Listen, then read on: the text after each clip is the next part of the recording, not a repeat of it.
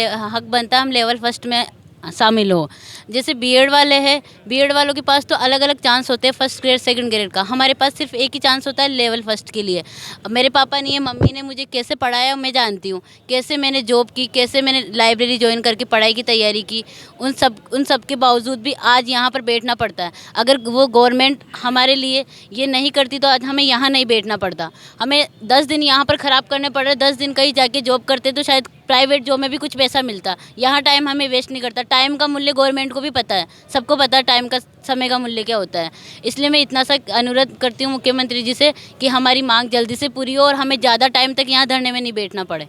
इतना। डोटासरा जी का भी बयान आया कि महिला शिक्षकें जो होती है, टीचर होते हैं, ये लड़ाई झगड़ालू होते हैं, झगड़ा ज़्यादा करते हैं। क्या लगता है, क्या सही है ये? उनकी पत्नी भी एक शिक्षक है। उनकी पत्नी शिक्षक, तो पत्नी और पति, वो घर में लड़ाई होती है तो उस चीज़ को आप बाहर क्यों ला रहे हो? हर इंसान ऐसा थोड़ी होता है। डोटासरा जी का कहना तो ये है, लेकिन महिला हर जगह थोड़ी बोलती है। अगर महिला बोल गई तो वो झगड़ालू हो गई, अपने हक में बोल गई तो झगड़ालू हो गए, ऐसा कुछ नहीं होता।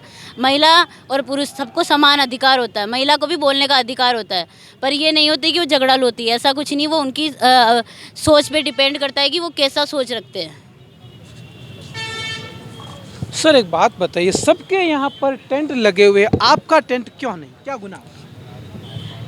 सब पैसे नहीं। हाँ, बेरोजगारी का आलम इतना तेज है। यहाँ इंदिरा रसोई में भोजन करते हैं। इंदिरा रसोई में? हाँ, पैसे नहीं, 5 दिन से पड़े हैं। हमारी भूख प्यास, हमें ये चीज़ की चिंता नहीं है।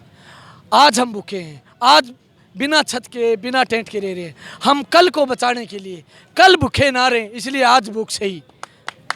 इसलिए हम सरकार को कहना चाहते हैं, हम कल क्या पेट हमारा भूखा ना रहे। हम गहलोत जी, हमने बहुत मुश्किल से, हमारे माँ बाप ने, श्रीमान जी हमारे माँ बाप ने कर्ज लेकर करके हमें पढ़ाया है, हमें अफसर बनाना चाहते थे, परंतु इनकी नीतियों ने, एक एनसीटी के काले कानून ने हमारे पेट पर लात मारी है। इसके सवाल को लेकर के, इस दर्द को लेकर के हम 5 दिन से यहाँ पड़े हैं। हम मुखिया से कहना चाहते हैं, तुम चिट्ठी लिखो।